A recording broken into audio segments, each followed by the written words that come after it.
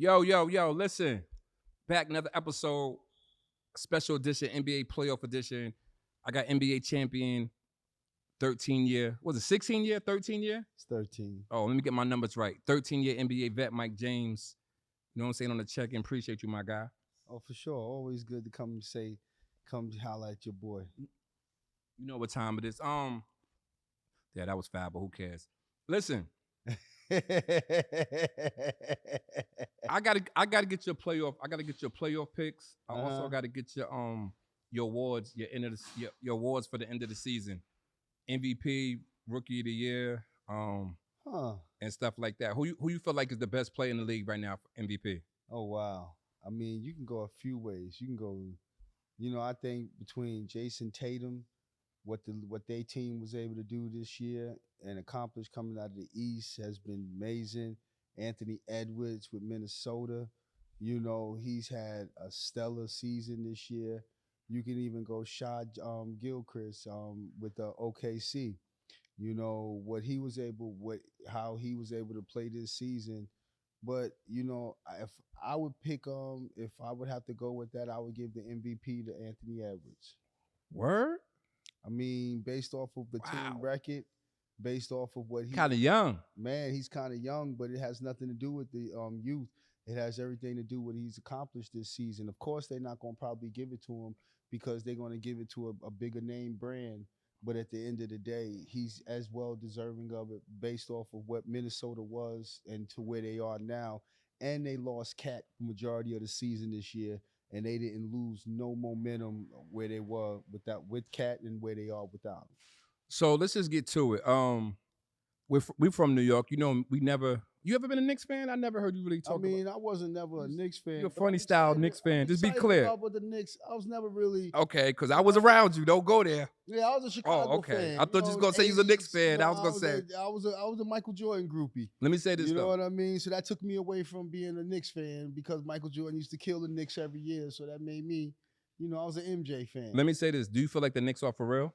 Nah, they definitely serious. I think Philly gonna beat them. And I'm sorry, New Yorkers, but I think Philly gonna beat them. I don't think they have a second. I don't think the Knicks have a secondary score. I think it's just Brunson. That's it. Yeah, they got some players that's going to step up for them, but overall, playoffs changes everything. I always tell people there's 3 seasons in the NBA. There's the preseason. You might see guys killing in the preseason, and then all of a sudden, when the regular season comes around, they can't get off the bench. They can't even score. Why? Because there's another season that most people not even focused on the preseason, which is the regular season.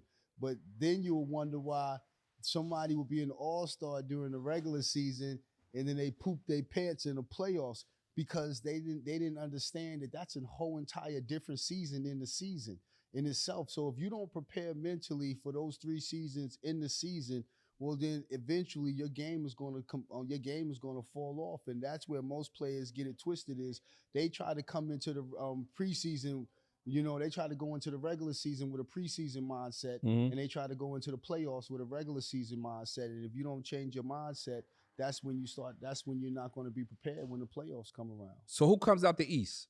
Boston. Wow. Okay.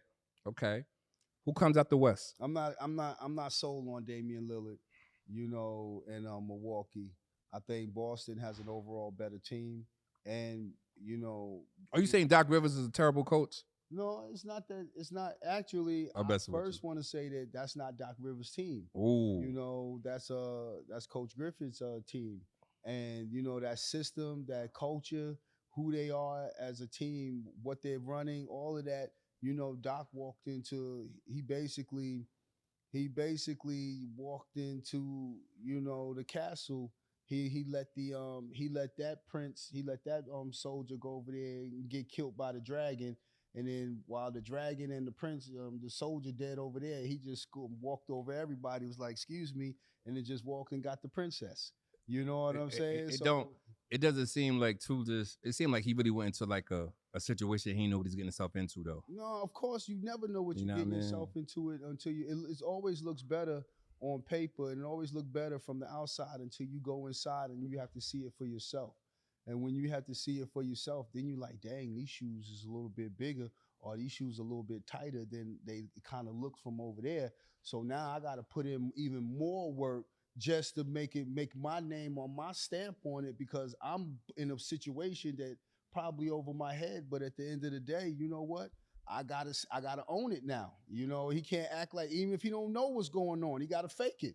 You know, he in that position now. So now if they lose, it's not even going to be on Doc. It's going to be on Damian Lillard. It's going to Oh be yeah, on they going. Giannis. They're going to blame everybody else but Doc. Even if Doc is up 3-1 in the playoffs, they still going to blame someone else. And Doc has been there multiple times and have lost. Yeah, I can't see Boston. For some reason, Boston just seem like they missing something. I don't know. It's like they just missing something, man. I can't put my finger on it. I think Porzingis gives them a different. He gives them another scorer, and he's another threat.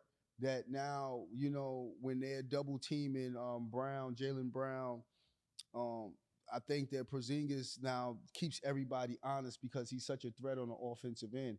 And so with him on that team gives them just a whole nother person that they have to worry about. And they got they got a lot of scorers on the team. They deep. They definitely deep. And that's what's going to make them dangerous in the playoffs is not they starters, but when they make substitutions, they really don't lose nothing because they're going to keep their momentum because they play a lot like another 10 rotation. They play a 9-10 rotation off team. So who comes up the West? It's tough, right? Man, Phoenix, Minnesota, Denver, Lakers, Phoenix going LA. The Clippers is tough. Phoenix going to have a tough time with Minnesota. Phoenix going to beat Minnesota. Y'all heard it from Say Word first. Man, this kid is really coming into his own, and I think that Kevin Durant and them ain't going. I guarantee you, Phoenix beat Minnesota in the first round. I mean, I've been watching basketball a long time, Mike James. No, I mean, but I just don't think Kevin Durant. Kevin Durant is one of my favorite players in the NBA, and so I believe as individually they won't be able to stop KD. But as far as collectively and team wise, Minnesota has a stronger, deeper bench. And they have everything from the front court to the back court. And I think that Phoenix is a small team, and they depend on 3-point shooting and scoring and pushing the ball. And in the playoffs, the game slows down a little bit, and I don't think that Phoenix can handle that half-court offense and be able to still function that same way. So who comes out the West? Man, you can't go against Denver, man. So you got Denver and Boston? I got Denver and Boston. So who you got winning the championship? Man, wow. You know what? I don't want to say Denver because, you know, that has just been like these guys. I don't believe these guys are, you know, the next era dynasty. It's looking like it. I don't want. It's looking like it. Man, it's definitely looking like it. But I think Boston. I think this is the year for Boston to mature, grow up. I think these guys have been in this position, you know, the last 2 seasons where they put up goose eggs in the championships and in the finals. And I think they've learned a lot and matured, and now they're ready to really take that throne. So you got Denver win it all? I got Boston. Yo, y'all heard Mike James say he got Boston winning the 2024 NBA championship. This Say Word podcast. I'm gonna ask you one more question before I get you up out of here.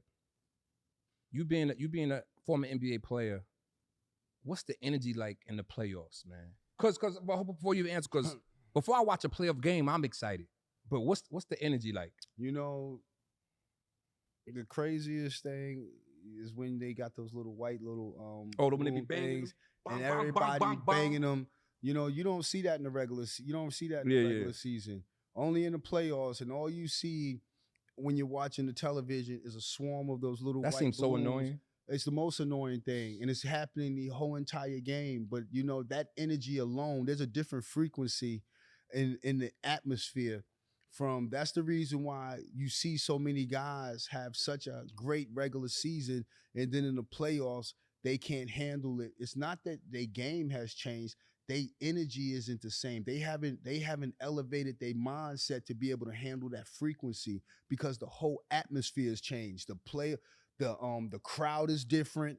You know what I'm saying? Everybody that's working is different. Like, so the whole frequency has changed. So if you still walking in the same energy that you was walking in the regular season, you're really not mentally ready for what's about to take place, especially if you've never been there trying to be cool, because this is not the time to be cool. It's a fact. This is the time to really, hone in on everything that you've been doing all season. By the time playoff time comes around, your game is supposed to be clicking on every cylinder. You're supposed to be playing at the highest level. Your rhythm's supposed to be the best that it was all season. You know what I mean? You understand where you're supposed to be, what you're supposed to do. Your assignments is sharper by the time playoff time come around. That's the reason why even when you watch NCAA tournament, it seems like the games are so much more exciting during March Madness. It's not that it's just March Madness. It's, what these kids been playing for the last 6, 7, 8 months. By this time now, they in such a rhythm at the end of the season, they're playing at the highest level that they could possibly play. And so you got to be able to not just step up your game physically, but mentally you have to find a place where you can now hone into something different than what was the energy that you was getting from the regular season. You got to change that and snap into a whole nother mindset. Man, that's what it is. You already know. This is the NBA champion, Mike James, talking. Say word. You know what I'm saying? Y'all already know what it is. Y'all heard it from him. NBA champion. We up out here till next time. Celtics. Got my money on. Put your money on the Celtics. I mean, I don't agree with him, but you know what I'm saying? That's just what it is. But the Say Word Podcast, we up out here. Mike James, appreciate you. Peace.